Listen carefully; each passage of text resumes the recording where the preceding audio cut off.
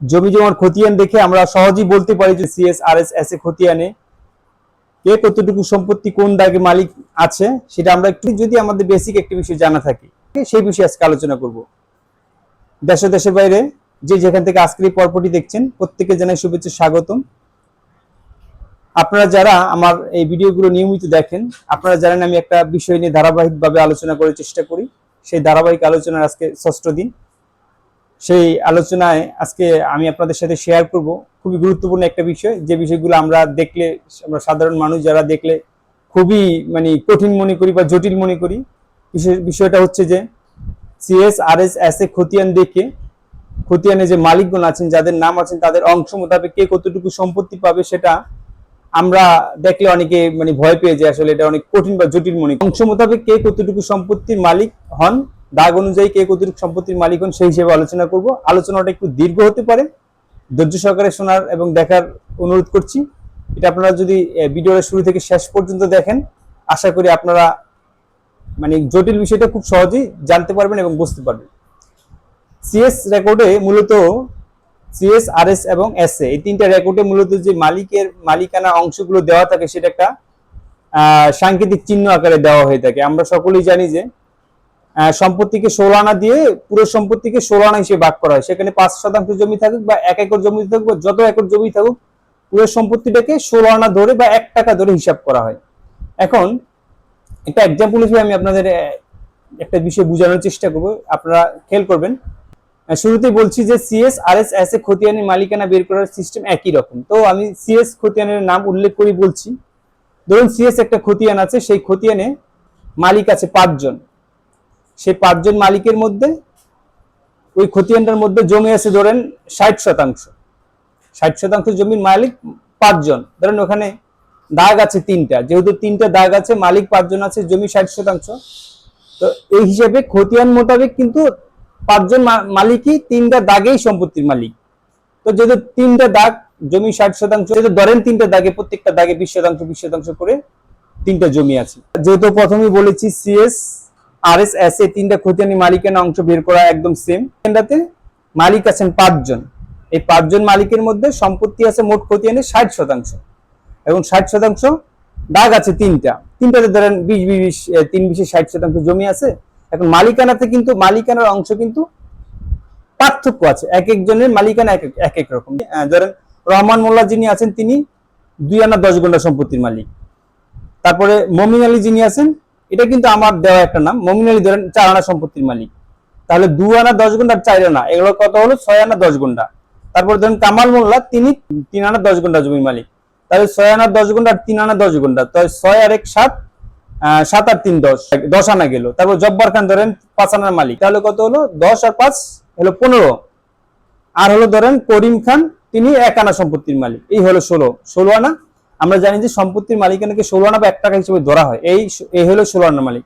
তাহলে এখন রহমান, মমিন, কামাল, জব্বার খান, করিম মাল কে কতটুকু সম্পত্তি পাবে এটা কিভাবে বের করবো? এইটা বের করার সূত্র হচ্ছে খতিয়ানে যে যত অংশটাকে গন্ডায় রূপান্তরিত করতে হবে। তো আমরা জানি 1 আনা সমান সমান 20 গুণ্ঠ। তাহলে রহমান মোল্লা যেহেতু 2 আনা 10 গুণ্ঠ সম্পত্তির মালিক, তাহলে রহমান মোল্লারটা কি হয় 2 আনাতে হয় 40 গুণ্ঠ আর আছে 10 গুণ্ঠ, এলো 50 গুণ্ঠ। তাহলে 50 গুণ্ঠকে আমাদের গুণ করতে হবে কি দিয়ে? মোট সম্পত্তি দিয়ে। তাহলে মোট সম্পত্তি আমাদের কত 60%। তাহলে আমরা হিসাব করি 50 গুণন 60 এ হচ্ছে 300 হয়, ভাগ করতে হবে, এটাকে ভাগ করতে হবে 320 দিয়ে। সূত্রটা কি? খতিয়ানে কোন ব্যক্তির অংশকে গন্ডায় রূপান্তরিত করে যেটা আসবে সেটাকে মোট সম্পত্তি দিয়ে গুণ করতে হবে এবং সেটাকে গুণফলকে 320 দিয়ে ভাগ করলে যে অংশটা আছে সেই অংশটাই ওই ব্যক্তির ওই খতিয়ানি মালিকানা শতাংশ সম্পত্তি। তাহলে 300কে আমাদের ভাগ করতে হবে কি দিয়ে? 3000 আসছে, 50 এবং 60 দিয়ে গুণ করলে এটা 3000, এটাকে ভাগ করতে হবে আমাদের 320 দিয়ে, ভাগ 320। আমাদের এটা আসে হচ্ছে রহমান সাহেব পান 9.03।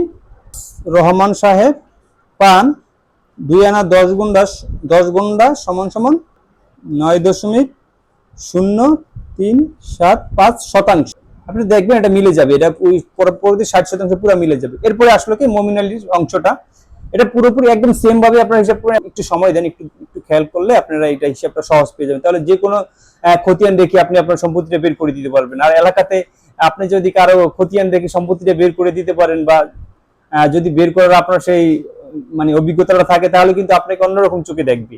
সুতরাং একটু কষ্ট করে ভিডিওটা একটু বড় হবে দেখেন। মমিন আলী মালিক ছিল 4 আনার। তো 4 আনা আমরা জানি 1 আনা সমান সমান 20 গুণ, তাহলে 4 আনা সমান সমান 4 20 80।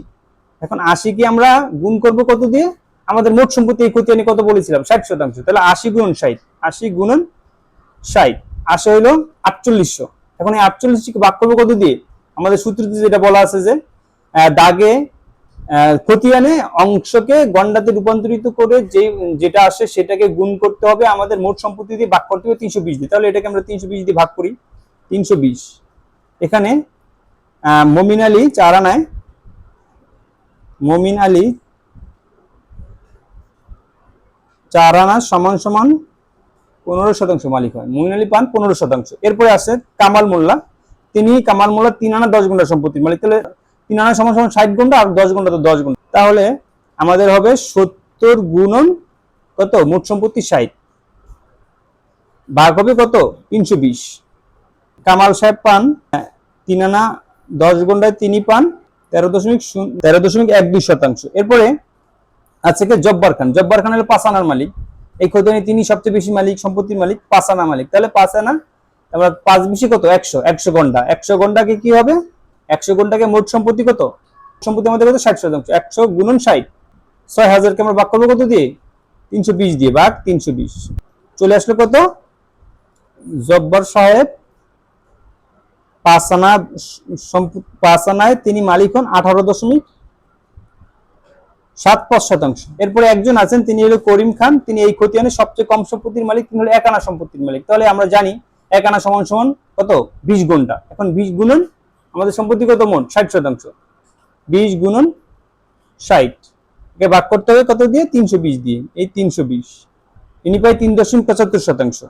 করিম 1 আনায় সমান সমান 3.75%।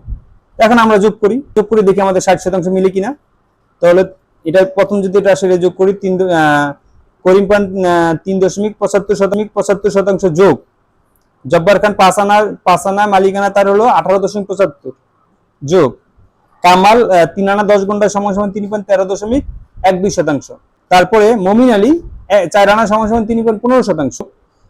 এরপর রহমান তিনি পান 2 আনা 10 গুণা 9.37% যোগ 9.37%। এই দেখুন আমাদের চলে এসছে, একদম কাটায় কাটায় চলে আসছে। এটা পয়েন্টের পরে সামান্য একটু কম বেশি এর কোনো বিষয় না, আমাদের এখানে আসছে 59.99%। তার মানে 60% মিলে গেছে। তো এইভাবে আপনারা সিএস আরএস এসএ খতিয়ানের সম্পত্তিতে কে কতটুকু মালিক, মানে তার মালিকানা সত্তর অংশ হিসেবে কে কতটুকু মালিক, আপনারা কিন্তু খুব সহজেই বের করতে পারবেন। এটা যদি আপনার এলাকায় কোনো খতিয়ান থেকে বের করতে পারেন, আপনার কিন্তু অনেক ভালো একটা মূল্যায়ন থাকবে, অনেক ভালো একটা গ্রহণযোগ্যতা কিন্তু থাকবে। কারণ জমি জমা হিসাবটা সবাই বুঝে না, সবাই এটা কিন্তু করতে পারে না। সিএস এস আর এস এই 3টা খতিয়ান সম্পর্কে আপনাদের বললাম। তিনটা খতিয়ান একজন ব্যক্তির মালিকানা কিভাবে বের করা যায়, তার সত্ত্ব দেখে খতিয়ানে তিনি কতটুকু সম্পত্তির মালিক এটা কিভাবে বের করবেন সেই সম্পর্কে আজকে আলোচনা করলাম। আশা করি আপনারা বিষয়টা বুঝতে পেরেছেন। আমি এটা আসলে বোর্ডে লিখে লিখে যদি আপনাদের বুঝিয়ে দিতাম আরো সহজ হতো, কিন্তু আসলে ওই বোঝানোর তো কঠিন। মালিকানা বের করার সূত্রটা হচ্ছে নিজ অংশকে গন্ডায় রূপান্তরিত করে। আসলে এটা আমি যেভাবে কথাটা বলেছি আপনারা করবেন, এটা খাতায় লিখবেন, লিখে পরে এটাকে আপনারা চেষ্টা করবেন বের করার জন্য। যদি কোনো সমস্যা হয় আপনারা আপনাদের এলাকাতে যারা এই সম্পর্কে বুঝে তাদের হেল্প নেবেন। যদি প্রয়োজন মনে করেন আপনি আমাকে মেসেজ করতে পারেন বা আমাকে কমেন্টস করতে পারেন, আমি এটা বের করে দিব। এটা বোর্ডে লিখে দিতে পারলে আপনাদের জন্য সুবিধা হতো, কিন্তু আমার এখানে বোর্ডের আসলে সিস্টেম নেই, আমি বোর্ড নাই আমার এখানে, আপনাদের ওইভাবে বুঝাতে পারছি না, এই জন্য আমি দুঃখ প্রকাশ করছি। কিন্তু ভিডিওটা যদি আপনি শুরু থেকে শেষ পর্যন্ত একদম গুরুত্ব সহকারে খুব স্মুথলি দেখেন, তাহলে আপনারা সব বুঝতে পারবেন।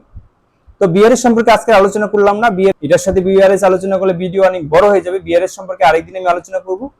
তো আপনারা এই ভিডিওটা ভালো মতো দেখবেন, দেখার পরে যদি ভালো লাগে শেয়ার করবেন, আমার পেজটাকে লাইক দিবেন। শেয়ার করে দিলে আপনার মতো অনেকেই উপকৃত হতে পারে। তো সে পর্যন্ত সবাই ভালো থাকবেন, আজকের মতো বিদায় নিচ্ছি। আমি অ্যাডভোকেট লোকমান হোসেন, আর বাংলাদেশ সুপ্রিম কোর্ট, আমি বর্তমান শরীয়তপুর জেলা ও দায়রা জজ আদালতে প্র্যাকটিস করছি। আপনাদের দোয়া কামনা করছি। ভালো থাকবেন। আল্লাহ হাফিজ।